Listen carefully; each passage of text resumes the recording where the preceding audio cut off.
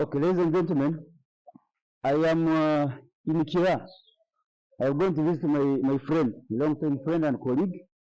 This man is the Honorable Member of Parliament for FortPortal City. His name is Honorable Alex Ruhunda. You know, when we meet, we talk about many issues. Some of them are casual. Oh, welcome, Andrew. Aki. Ndio Aki. tateng. Mulumuta. Tulia. Ebali. Njebali. Cheers. Nakusanga nonyoka chikano aki. Yana. Nonyoka chikano. Katamba bujune. Ati this is the manye bayisenkrutu.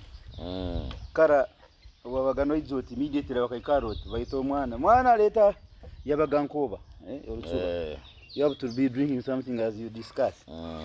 So at the honorable, yes, many things have been happening in Uganda right now.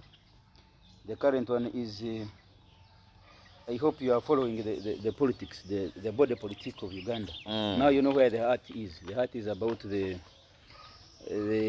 disagreement in Nup caused by the 500 million allegedly given to Honorable Mpuuga. What do you have to say about that? Well, I think it is an interesting development. An interesting development? Yeah, because it's a sad moment. Well, maybe for the Noop guys. For the Noop guys, it's sad. It's sad for them, but on your side, it's on our side, that's interesting. Why? It is because I mean it shows that they have not fixed they don't have a strong ideological background. Yeah, so they ideologically they are not really at it, because some of these issues they are signs of immaturity. Because when you have a big guy like Mpuuga, before running to the public, you must internally meet and sort yourselves out. Exhaust the issues internally. Then you see how to present yourself. But now they have made themselves a menu for the public scrutiny. So you think you as an NRM guys? Yeah, well, for us, you're happy? Well, it might be good but I think that is one of the reasons we are saying that we need a good, strong foundation in building political parties, because we are not yet there. Because I haven't seen these other. You've seen FDC, what has been happening with them. But people also are accusing that you are the people, you are the ones. It's your president, it's your chairman in NRM who is actually destroying these parties. Because he even said it that by he had said by 2021 there won't be political parties in Uganda. So why it's like he's the one who has created that terrain that cannot allow political parties to mature. No, that is escapism.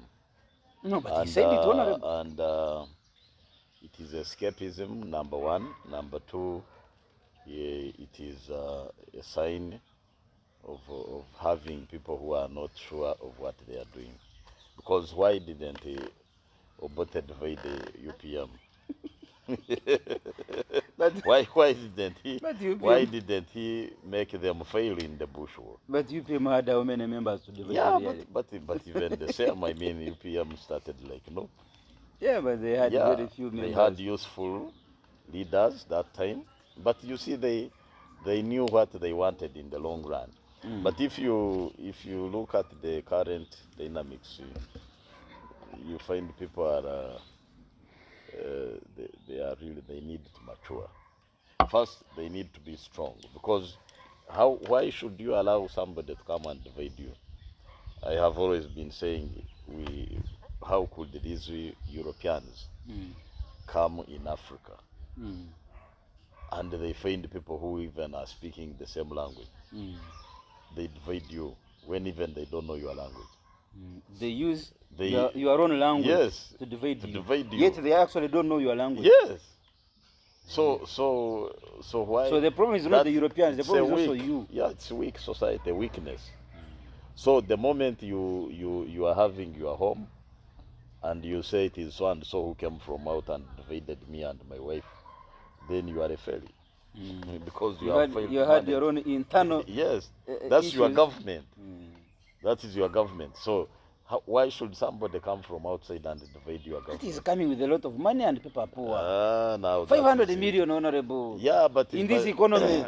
Yeah, but that is million vitano in one pool. That is short-sightedness. Because you don't. What is in a 500 million? So Karibu Mpuuga. Yes, if you ask him now, where is the 500 million? What has it done? You come and tell me. So do you allow? But we have been seeing billions in Nope now. What they have been seeing on social media. So how are they managing that money? Actually, Nope gets 3-point-something billion. Yes. From the taxpayers. So how do they manage? So if they. So I think the cardinal point is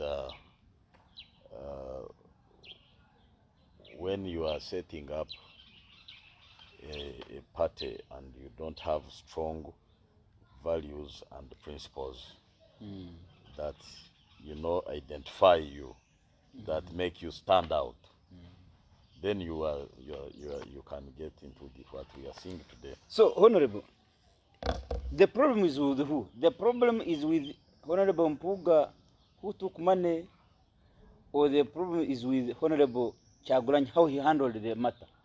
Because it's like now you're accusing Honorable Kyagulanyi. Why did you handle it like this? But why did Mpuuga also partake of... First of all, I don't know why Mpuuga got that money.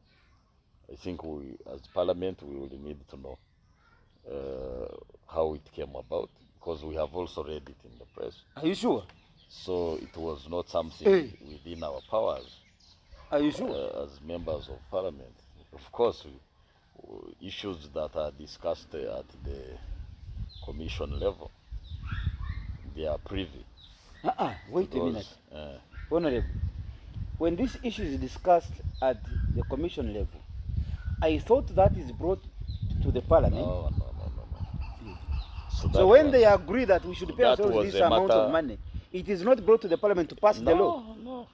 Because the commission is given powers to allocate, to manage the budget in Parliament. Yes. So what about what they pay to themselves? Well, I don't pass a law. I think that might be a gap that now we are seeing. Because so they didn't need to bring what they agreed upon. There were 5 people in that boardroom. There is no law that asks them to bring that minute to Parliament for approval. No. But this is taxpayers' money, Honorable. Yeah, but that is a budget. And you are the people entrusted to ensure that taxpayers' money is approved through Parliament. Yeah, but you see, I think you have to differentiate between Parliamentary Commission. No, if you are looking at the budgeting cycle and the processes that look at how you budget for the taxpayers' money, as you put it. So some of the privileges that go with offices are not subjected to public scrutiny. So, but and now when the public gets to know about it, then you wonder and say, like now we are dealing with the rationalization of agencies, and we are seeing that you find an MD of an agency is earning more than a permanent secretary. So there was a mismatch. And some even earn more than a minister. Yes, of course. Your respective minister. Yes. You earn more than him. So that kind of imbalance, is something which we have to look at. Now, I think at the commission level, of course, they have to come up with a justification. Why did they introduce Akasimo? To appreciate somebody at that point? Was that necessary? How did it come about? So there are many questions also, now you bring a very that interesting. need to be answered. You bring out a very interesting matter that I think going forward, 5 people cannot sit and decide on how much they should pay themselves, and they are within the principles of parliament, called a commission, and you, our representatives, 520 something MPs we sent there as our vigilantes towards of our money, you are not aware that these people yesterday sat and allocated themselves this much money. Yeah, you are also not- actually reading it from the Yes, social media. from you. So I think it is an interesting I bit think that we may have to look at our, the law. our rules and privileges and see how to deal with such a situation. Because who determines who pays what, how much someone earns. I think. So that is something which we might need to look at. Yeah, because Honorable, you look to be like now you are the only institution in Uganda that allocates them, that decides how much you should be paid. You are the only institution. They even decide the salary. You even decide the salary for President Museveni, the president. Let's say the president's salary is actually decided in Parliament. The president is the owner of the budget. Yeah, but his salary. He's the one who is the Minister of Finance. Yes. So, but that is his budget. But that Minister of Finance, Whatever- his salary, whatever his salary is actually approved by Parliament. yes. But then the salary, the emoluments of commissioners of Parliament, they sit 5 of them and decide for themselves. Well, I think that is is something which we will need to look into. Very good. Because Very I good, cannot, you've admitted.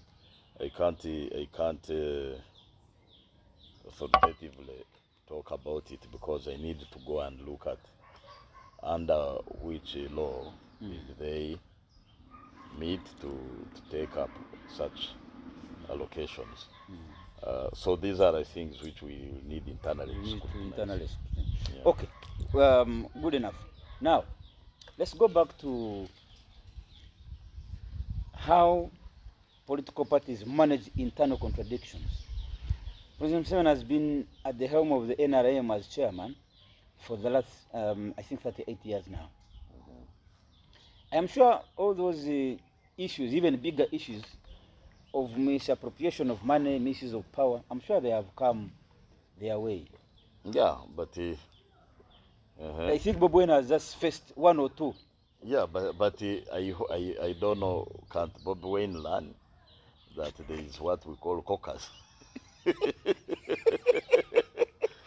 That's why President Museveni always caucuses with you. Yes. Whenever there is a contentious issue, he calls you. Yeah, you have to go to the caucus.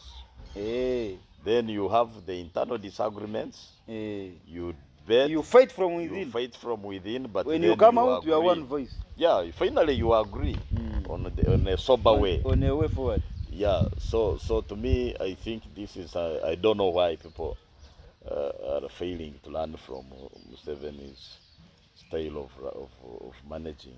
So in other words, you agree Museveni is a he's a patient guy because he takes time on an issue. When everybody is anxious, he's not rushing. Like you remember the Mabate scandal. You know, if it was somebody panicking, then you would see a lot. Actually, all ministers would have been fired. Yes, by now. But you see, he managed. He took it slow. Yes, there are things which you don't have to rush, but you can be able to deal with them at an appropriate time. So you don't do emotional decisions because of a problem. You study the problem, you take time, and then from there you are able to deal with it. So I think we have to learn from that. Does that speak to a spirit of, because I have heard one of the slogans nowadays they have is Tubarabise. In other words, they are doing everything in camera. Does that really breed this camera excitement and wanting to do things for purposes of popularity? I am not understanding you because sometimes when you say you are doing in camera, it means you are hiding somewhere.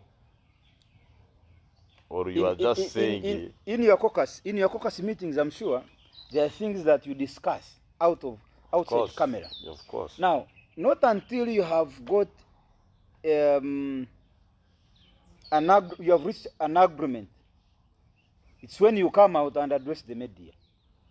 Isn't it? And you come and address the media on an agreed position. And now this is a different approach. There are particular officers which should communicate.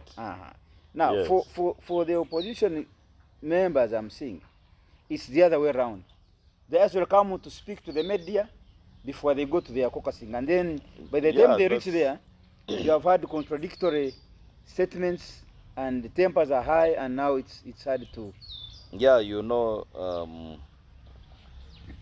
I was talking to some researchers in Nova Scotia, Canada, scientists, and they told you have brought a very, very far away country where you cannot reach to consult. Yes, I'm just giving you an example. You know, like the researchers were telling me that we are looking at climate change and the effects. They said their findings, they cannot release them because it will cause anxiety, panic. Yeah, people will even not see the use of living anymore. Yes. What did you say? You repeat it. What did you say? Yes. Scientists. Yes, they have made research on climate change. Yes. And they fear to release. And they are looking at the number of epidemics that are going to come up. If they release the report. If they begin foretelling what is likely to happen. Like now you have seen COVID. If they had said there is going to be COVID and it is going to kill so many people, of course now you will cause a stampede.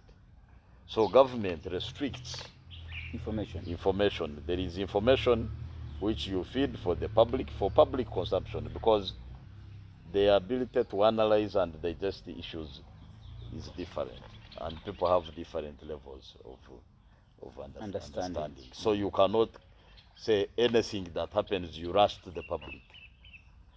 You see? So these scientists on climate have very dangerous research, but information. A lot of information. That if they told you now, you would die now instead of dying next week. You would really think of dying. So they hold it. They hold it. So that is in respect to how NUP is handling its issues.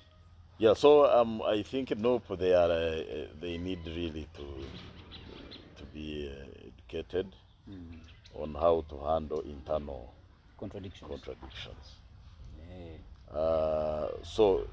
But now, as I say, you can see that we don't have opposition actually in this country now. There is opposition over 30. Yeah, but they are not serious. They are not really solid. You see, when you talk of opposition, you are talking about alternative government. If we collapse today, yes, you make the assumption, that now this party in the coming 2 years can take over government and manage and run government. And the country will move forward.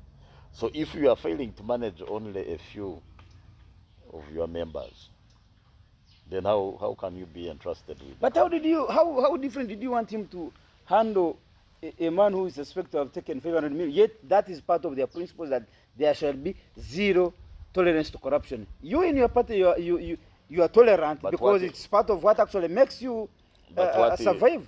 NRM, we could say, they are seated on a branch that was brought as a result of corruption. So if you cut that branch, there won't be NRM. And NUP doesn't want. By the way, NRM is made up of, it has people who are patriotic. I know, very many. Like you. It has people who, of course, are corrupt. Some who are corrupt, they are also there. So they are good and bad people. But now the difference is that the difference for NUP is that Bobby Wine, is that once he knows that they are good and bad people in his party, he wants to get rid of those bad ones. Now the difference is that you are telling me here that you have good and bad people who are corrupt, but you are leaving them in. How do you say bad? Who defines, no, you are the one bad? You are the one who has said it. How did you define the bad ones? No, what we are saying is, of course, we have cases of corruption that we have seen, and that doesn't give us a good standing. So, A solid reason. yeah, and of course you have had the president time and again. He's talking about crushing the corrupt. So he's aware that there is a big problem. So when is he starting in to government? So He's still looking for evidence. 38 years later. So that one you will ask him. Because I'm not the one really, not the author. Okay, I'm going for a short break. When I come back, I want to take on Honorable Ruhunda on the plow. This is the No, MK not project. plow, it is PLOU. They have said in the brief you can say plow. Maybe plu, but you can't say plow, that's right. Honorable Ruhunda is MP for Poto City, and he has been around. He's coming for the fourth time, I think. Yeah. In Fort Poto. Don't think it is. We should even remove the doubting Thomas and say he is coming. Yeah, why not? The people, they love my services. Yes, my name is Andrew Rumba Katsabe, your speaker always, and this is Andrew Rumba Live. I'm with Honorable Alex Ruhunda. I just came, casually to visit him at his home in an area here, and we thought it was important for us to talk a few things as statesmen. Now, Honorable, you are one of the key faces in Patriotic League of Uganda. People are calling it PLAO in Uganda. You are refusing. You say at least PLOU. Okay, PLOU, Patriotic League of Uganda, or call it the MK project. You are one of the faces. It's not and I'm a sure. Project. What is it? MK project. Okay. Yeah, What is it? What do you call it? It's not a project. It is it's a think tank. A think tank. Yes. A movement. A movement, a think tank, thinking about the future of the country, looking at the peaceful transition, to see that From father to son. Uganda does not slide into chaos. So it is something which is very useful for the future. You're thinking about the transition from father to son. Well, I mean, you are also talking as a son, I think, because the president now is talking to Bazukulu. Bazukulu. Yes, so he has the men of Bazukulu. so it is. I think you don't have to look at the biological son, but the son is serving. He's been serving. He's still serving the nation. So I don't know whether when he's doing that, he does it in capacity as a son, or as a Ugandan. As a Ugandan. So I think you don't need to belittle him to that level. So you have never consulted him to tell you which chair he sits in while managing the affairs of PLOU or MK Muhoozi, whether he is seated in the chair of a serving arm officer or a son of a sitting president. He has never come clear on that. Well, I think what you need to know is that PLOU is a people-centered movement, mainly even a majority being the youth who want to see change. So they are for the members of PLOU, they think the best candidate who can see transition that is not threatening and keeping the country in jeopardy. They see that the Muhoozi is well mentored and nurtured for that. So that is he has been nurtured. He has been in the system, mentored, he has experience. Nurtured. The word is nurtured. From like infancy. Like many other Ugandans who have been nurtured by the system. They have been growing. They have been growing. But remember, we are in our 50s. You are not talking about somebody, because when you keep talking about someone They may son, think he's you 20 may or 30. think he's a very young person, but you are talking about a person of 50 years, half a century. So, what has been the big problem with Uganda? I think the biggest was we see the problem come from the army. So historically, we've seen that the army has been playing a great role in the governance of the country, even up to now. We have the representative of UPDF in parliament. Listening posts. Well, they are they supposed call to do them nothing. like that, but they are there. They Yeah. are there. So the army and the politics, you cannot separate. Yeah. Yeah, you can't. But then the constitution had actually made it very clear that you, army, don't involve yourselves in the politics. Go actually at the borders of Uganda and guard us against external intruders into our affairs. which Now they you are saying, which they have been doing very well. now you are saying, you cannot separate the army from politics. Though you can't in the practical sense. In the practical sense, because remember, we are. It is a revolutionalist who captured power. Using army. Yes. Now after helping you to Yes. capture power, you want them So to go now back the and sleep. civilian, they have accepted and embraced. So in other words, after helping you to capture power, you can't tell them go back and sleep, let the civilians take care. Well, I think the most important, what is the fundamental is peace and stability. Though that's something that you have to fight and have. Now the rest, who is in a position of presidency, who is running what, that is secondary. But primarily, it is peace and security. Then people can invest, they can develop themselves, because not everybody is going to be a president. You cannot. I want to be president 2050. Yeah, that's a wish.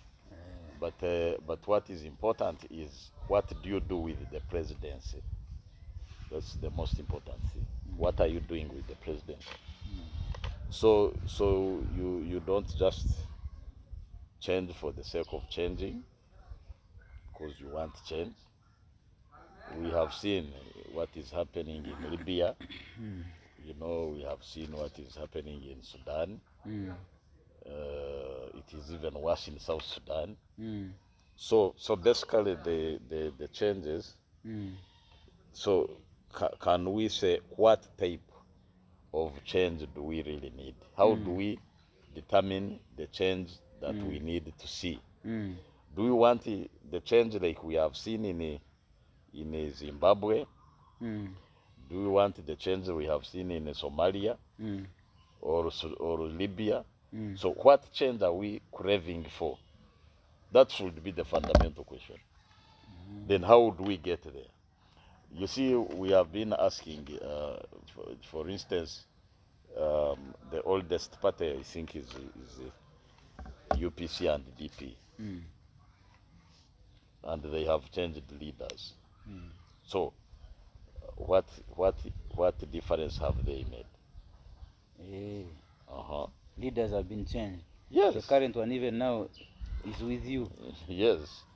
So Actually the two, UPC and DP. yes. So what are you looking for? So I think as a country, we need to define our path, our roadmap very clearly of the Uganda we want to see. And I think Now, if there is any leader who comes up and is addressing the issue of corruption, that will be a catching point.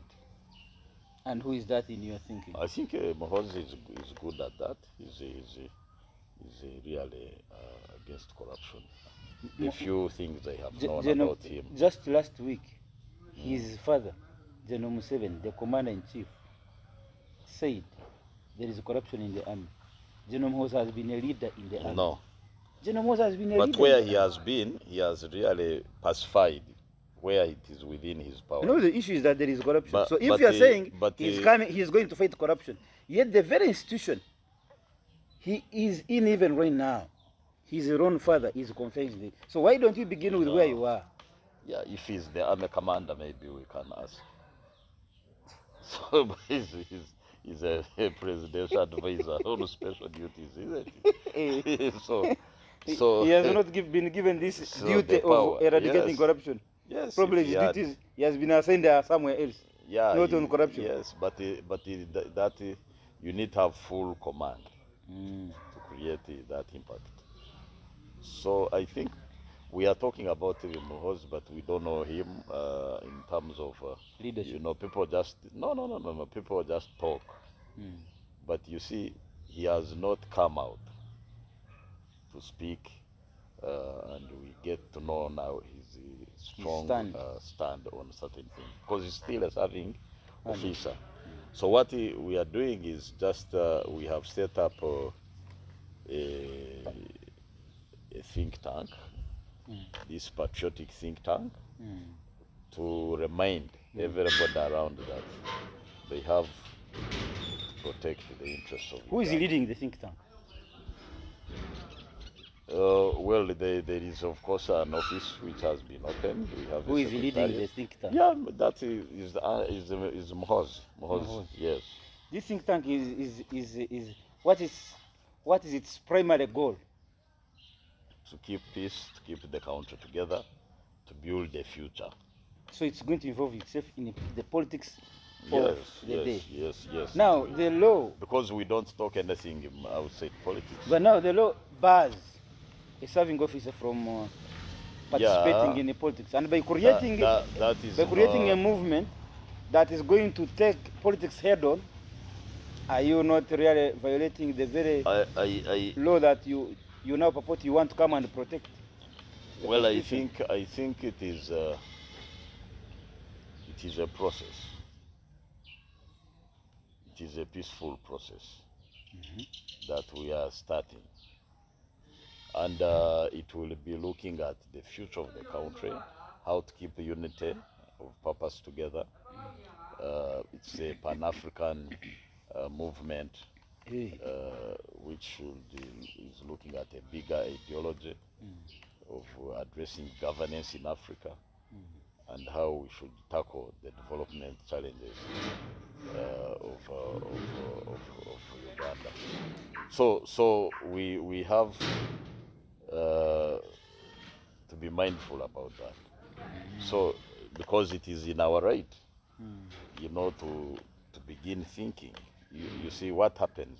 So do you allow, if for instance NRM as a movement reaches its climax, what happens?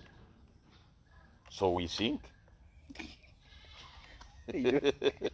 so why can't we move aside and think outside the box? Think outside the box. So I think that is an opportunity. Which okay. Now, Honorable, another question. I saw in 2017, huh? I actually did not only see you, but I accompanied you. I accompanied you to the entire constituency of yours, whereby you carried one message. You would go and consult your electorates on whether the age limit should be touched or not. You came back to Parliament and said, this is what my people have sent me to say. Yes, as a researcher. Yes. Yes. You went on ground. Yes. You said the people of FortPortal City, by then it was municipality, yes, have told me temujikwatako. Yeah, you represented their views very well. Very good. Now this is my question.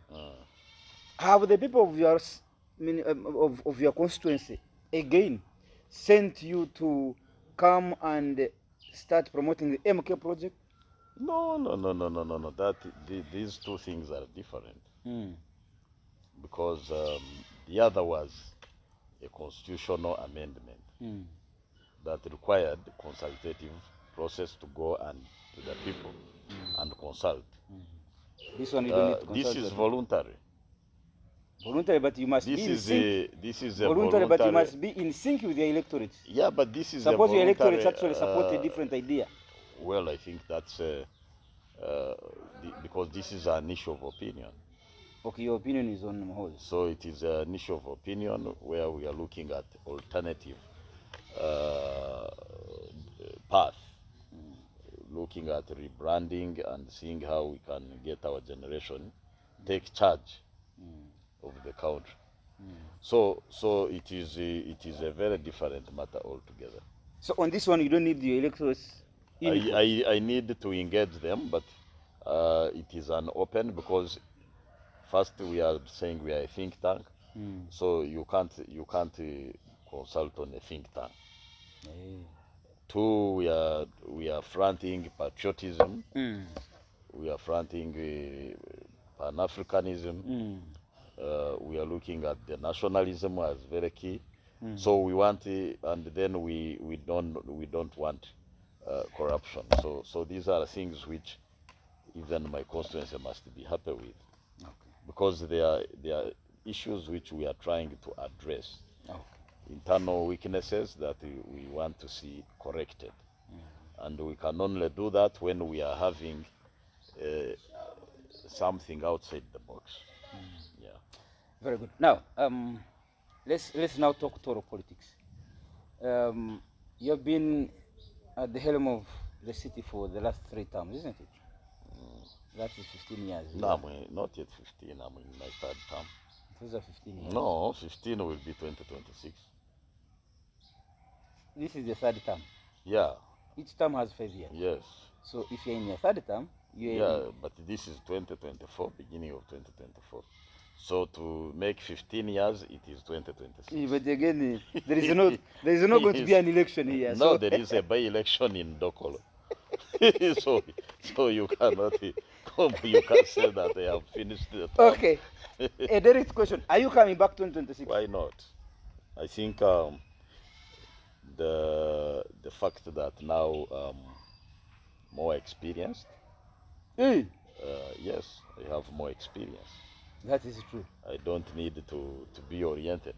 Actually, you're the one orienting now. Yeah, if I come to Para, you're orienting others. The new ones, they call us senior.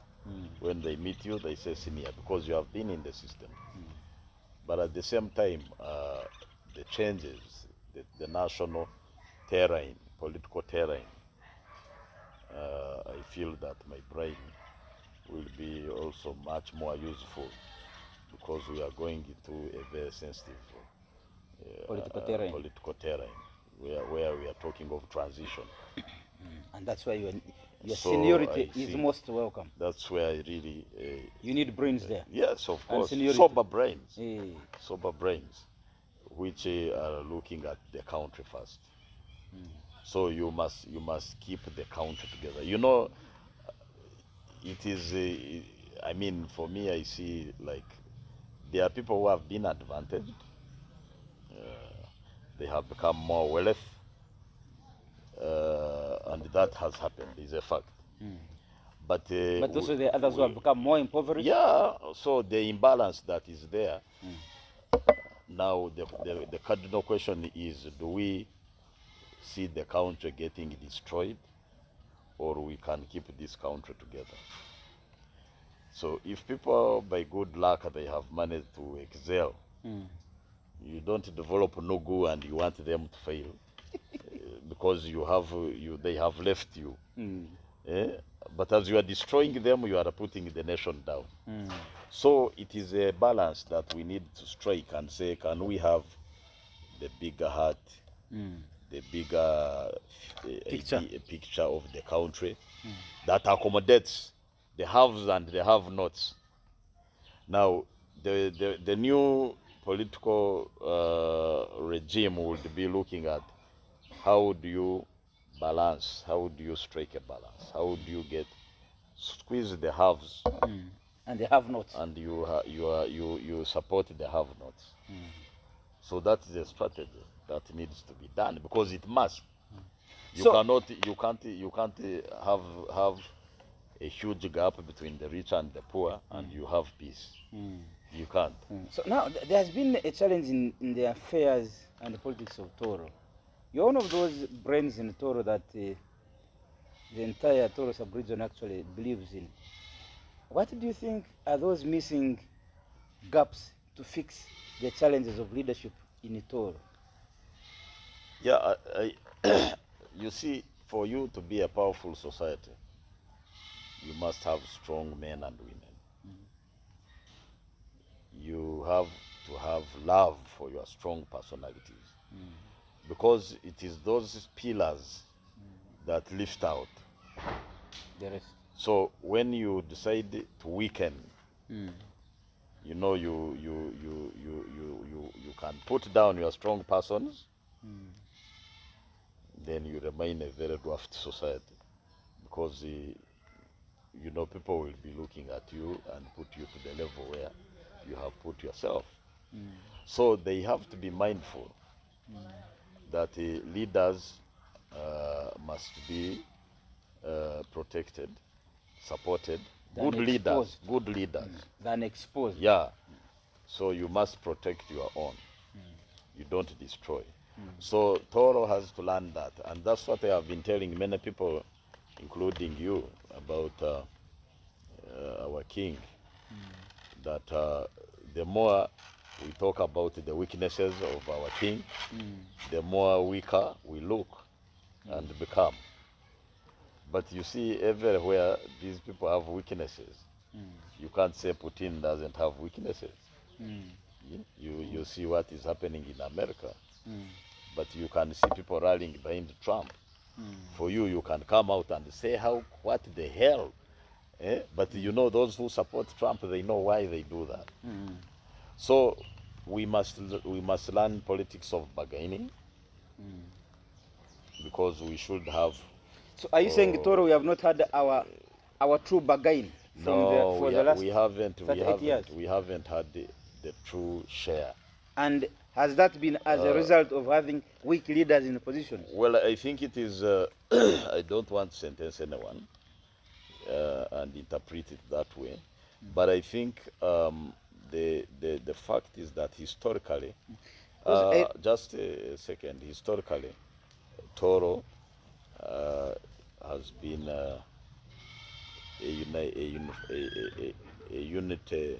united government, because we had all the different tribes together: the Ramba, the Bakonzo, the Batoro, and of course the Bachiga, who came in later. But you see, now that made Toro kingdom. So we don't have a history of a tribe. So now the major weakness is is that we have many other tribes who have joined, but at the same time we do not have a tribe that commands majority. So that's a danger. Yeah, because now where is the rallying point? Where is the command post? You see that when you are talking about Abanyachigezi, they come together as Abanyachigezi. You are talking about the Bachiga? Yes. There could be other communities, but now the Abanyachigezi, if you call a Toro caucus, so how many people are going to stand up? So is that an embracing, thing? Will actually there used to be Banyachigezi. Yes. There used to be Banyakitara. Yes, huh? yes. So we have a big structural challenge. But to me, I think it is a good indicator of growth, that we are now beyond diversity. The tribe. We are now beyond the tribe. What we need is a rallying point. And maybe it can be from the education or economics. So I think that is the most important thing, that we need to understand that we are no longer a tribe. So when that realization sinks, then it means we have to come up with innovations that are going to make us attractive. But Honorable, how can you say we need to embrace the fact that we are no longer a tribe, and so we have to embrace the new diversity? Does it make you more proud when they say you're no longer now a Mutoro, but you're Ugandan? It doesn't make you stronger. I think it would be better I remain in Mtoro, someone remains in Mkonzo, the other remains in Mpuuga. However, that's too narrow. No. However, you know, that is poverty. Anyone who thinks tribal has a poverty of the mind.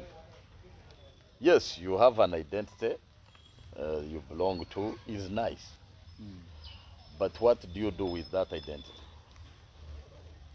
You see, I've been asking people that how have tribes created wealth?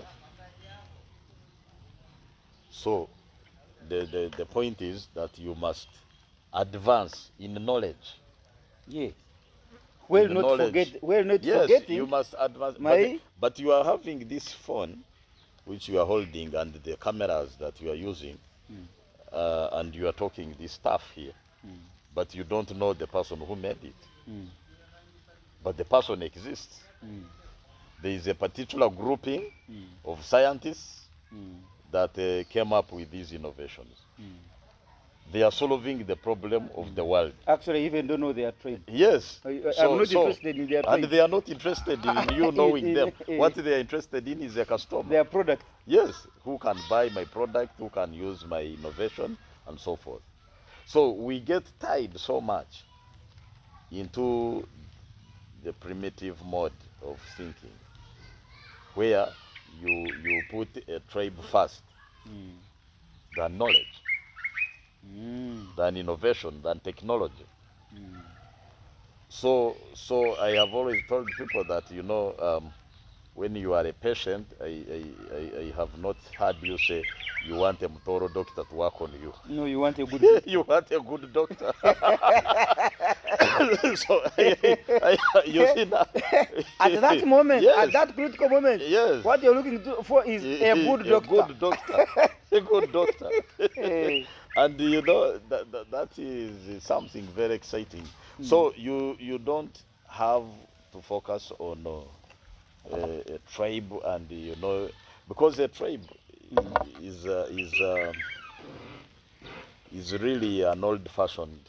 It's going with time. They will die out with time, because the more new generation that we produce will be looking at, you know, opportunities.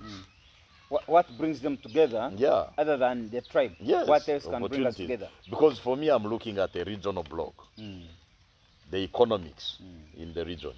We succeeded with the University Mountains of the Moon University becoming a public university, and that's a body of knowledge.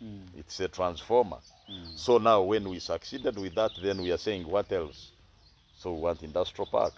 We want to get the value addition, you know, such that we can have... You want your Ruhunda stadium completed. We want the stadium to promote the local talent. For the Has it been given by them? Have they finished it? The struggle is still continues. We For still have to fight. Yeah, we still have to fight. I thought the president okayed everything. Well, there are processes and stages. So I think we are still into that direction. We are still grappling with that. But we have to continue. That's why we are in these offices. We have to continue pushing. We want to have medical, you know, health care. That is, you know, if we put up a good hospital that has many facilities, then every tribe in Uganda can go to FortPortal. So we want to see that the road network is worked on. We want to extend power and water. So these are the things which we are looking at, the services and how to build the economy of FortPortal Tourism City. But also there's something that I've been observing, Honorable. When I was growing up, the region offices for Rwenzori region used to be in FortPortal. Talk about the blood bank, talk about the Bank of Uganda, talk about all these MDAs, the MDAs, ministry, departments and agencies of the government. The regional offices used to be in FortPortal. The Red Cross, even the hospital of Hinga at that time was I think the biggest in the region. This is changing, and you are saying you are fighting for FortPortal Tourism City. These amenities are being shifted to Mbarara. Yeah, but now we are a city. Yeah, you are a city. That's by what? Yes, we By are what? a city. We are a By in city terms of services. by law. What and We law. are, yes, that's a brand. That's correct. But the point I'm It's a making is brand. Yeah, the point you're I'm. going into history, but there are changes because you are asking me of decisions that I had no control whatsoever. I thought your role as leaders has been to fight for. Now things changed, but we are there, and FortPortal is there. What is now important is in our current form, in our current situation, what are we looking at in the next 10, 20 years, 50 years? So we must first own our city. We must have a sense of ownership for it. Actually, I call it extreme ownership. Then attract investors because now we have a brand of tourism. So it means we must get as many hotels as possible in the area. So we must build infrastructure. You are now a city. Now you must think like the city, and it means demands, because right now the demands of the area have changed. So people are no longer looking at small things. So we are looking at the bigger picture because the vision of a city is very, very attractive. It makes you think, it makes you plan, it makes you, now you can look at the value of land. Land in Mbarara is cheaper compared to FortPortal. Just look at land. So why is it that the land is so expensive in FortPortal? Because it is becoming a tourism city. Yeah, because it has something that Then is of value. other amenities are being shifted to Mbarara. That was a long time ago, but things are changing. Yeah, with the city, there are new demands, new horizons. So you don't go and begin thinking about a shift. That is not going to help us. Now there is the oil and gas city in Hoim. It has its own creation, its own design. It has its own demands. Yes. Now we as a tourism city, because remember, in the whole country, we are the only people with a brand. FortPortal Tourism City. I mean, that is wealth. And good enough, we have the best climate for human settlement. We have hospitable even people. for fauna and flora. Yeah, we have hospitable people.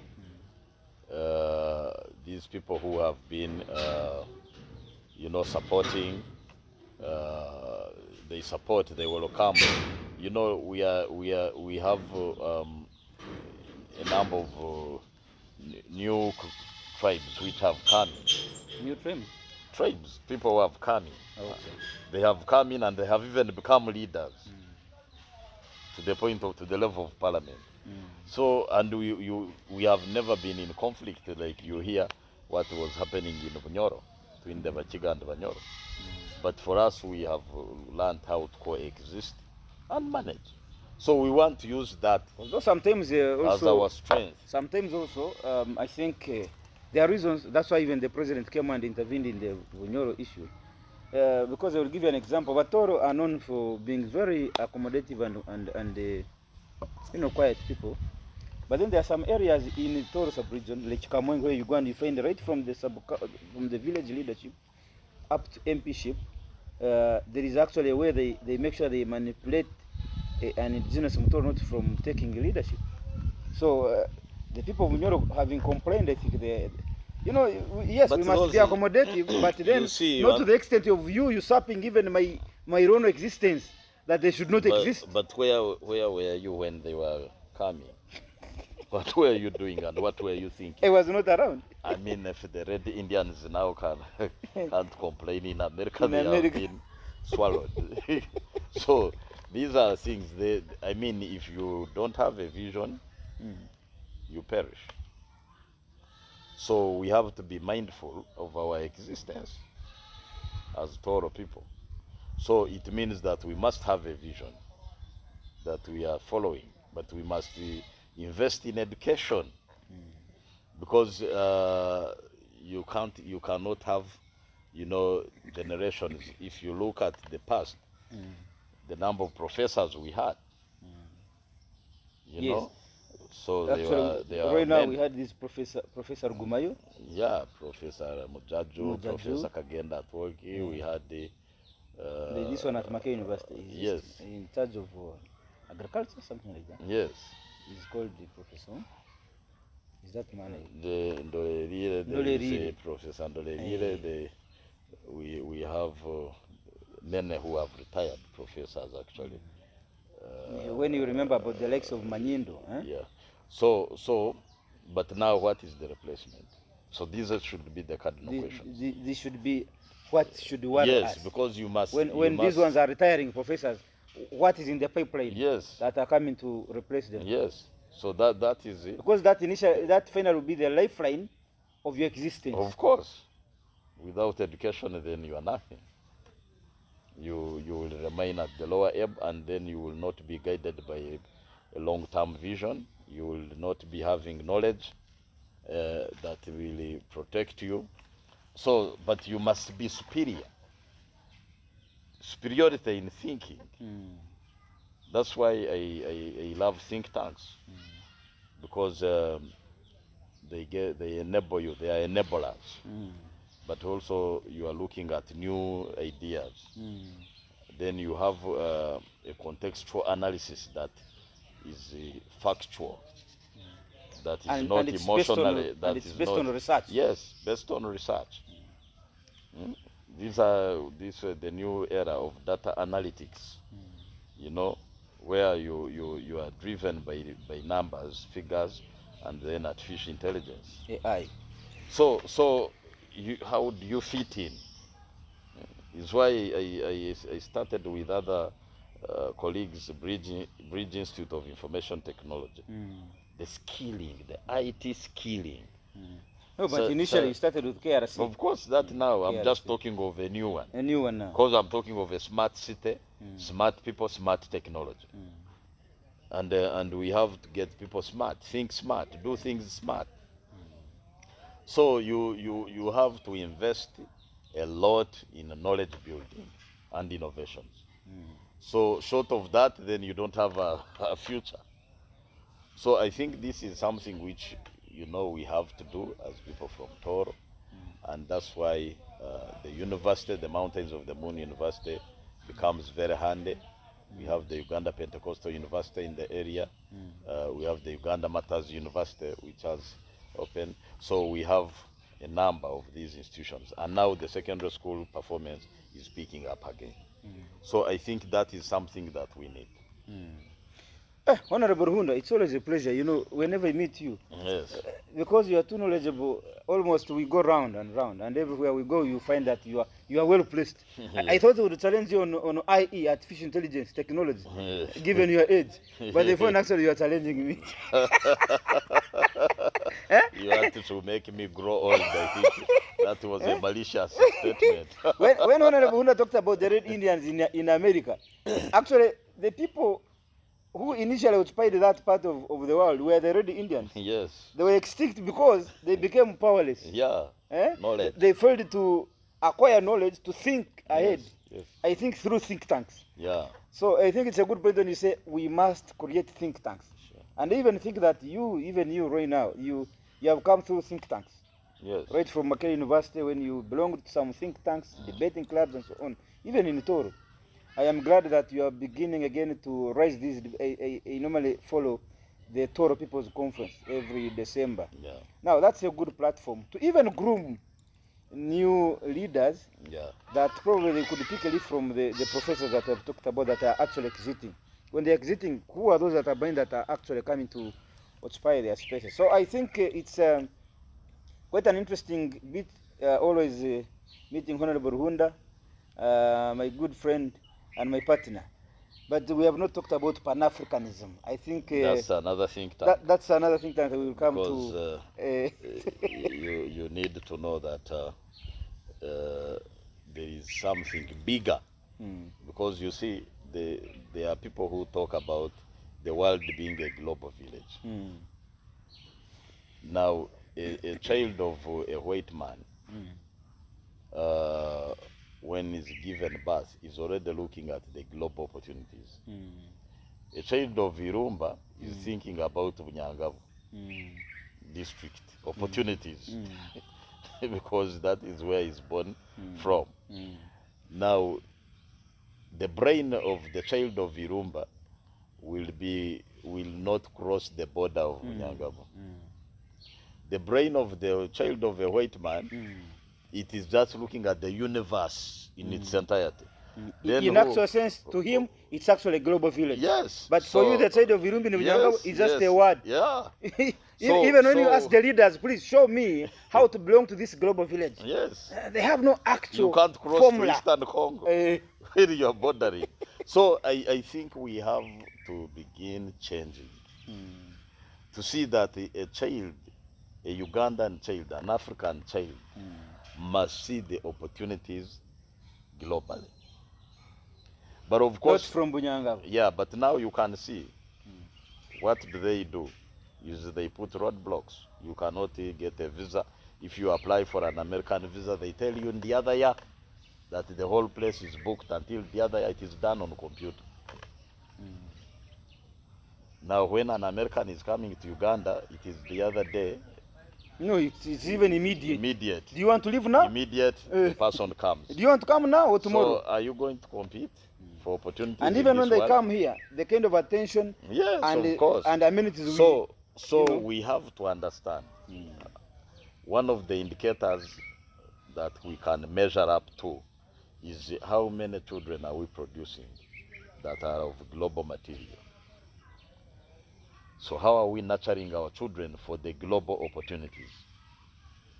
And I think that is that's the foundation, because a brilliant child in Africa will be, whose knowledge and innovations come out, they will be marketed throughout the world. You know, it's like of recent I was saying, why don't we invest heavily in sports? Because the sports gives a bigger future, bigger monies. So many of those black players we see in Europe, they are earning big monies. Now, soccer in Arsenal. Yes, so they are. The money earning. he gets in a week can feed Uganda for a year. No, that's exaggeration. It can feed It can feed the parliament. It can for feed Irumba for a year. Irumba's family. But you see, why don't we also be calculative and we invest where we are going to earn? So that's why when I was engaging the president, I talked about the sports facilities in the country. Stadium. Yeah, that came on, but it is about, can we have facilities in the country? I saw you. We nurture talents. Yeah. So it is a good strategy. So I think any society that wants to live the next 1,000 years, it must heavily invest in knowledge, talent building, and technology. Artificial intelligence. Yes. So it must. That's where the world is going. Yes, surely. So we have no choice, because I talk even locally, and they tell people that we had some knowledge, some technology. They used to call it kifaro. Hey. You know, craft. Yeah, you hit somebody. You know, you see stones hitting the food, and you ask they are coming from where. Now we have drones. So how are those drones operating? So I think this is the area we must interest ourselves in. Do we just sit and then those people just finish us off when we are here? So we have to change. And the change is, can we start nurturing the younger brains at an early stage? Whether it is in sports, whether it is in knowledge, in any way. But we must begin nurturing our children. It was so shocking, because 2 million they sit for primary, only 700,000 finish PLE. Where the 1.3 million, where do they go? Where have they gone? Does the government have the system to trace these people? Yeah, so that is the whole point. Now in Europe, in America, they will have to trace these people. They trace where you. Are they? They trace you and say. And what is your interest? Because 1.3 million is a huge number. That's a very huge number. It's a huge number. So what do we do with that? So in China, they would get that population Of course. and ask them, okay, you don't want to be in this formal school, this formal class. Yes. Where is your Vacation, interest? vacation. My interest is in mechanical engineering. They take you Yes. to a garage. Yeah. They take you to manufacturing the phone. Yes. And then you would again become useful. Yes. But here, the UNEB officials have just ended at telling us, Yeah. and the government in all. So They have told us this number of people started from primary 1, they have not finished P7. What plan do you have for them? Quiet. yeah. So we have a future to fight for, and that's why when I talk about data analytics, I mean it. So it means we must be data driven. So the Not promotion, sentiments driven. the promotion of data science is what I'm doing right now. Hey. Yes. So we have to go into that field of data science. Then you can be able to tell. You can predict. You can even look at the markets, and you can be able to know the future. economic power you hold. And you can tell the future. Yes, exactly. My economy Precisely. will be Yeah. this in 20 years to come. Yes. Ladies and gentlemen, we cannot finish this debate with Honorable Ruhunda. He talks about data-driven, not sentiments-driven. Did the new presidents use judgment according to sentiments or according to data or evidence? I leave it to you. My name is Andrew Mbakatsevi, and I say now, Honorable Ruhunda, it was a pleasure meeting you Yeah, me every too. day and always. Good. Thank you. Yeah.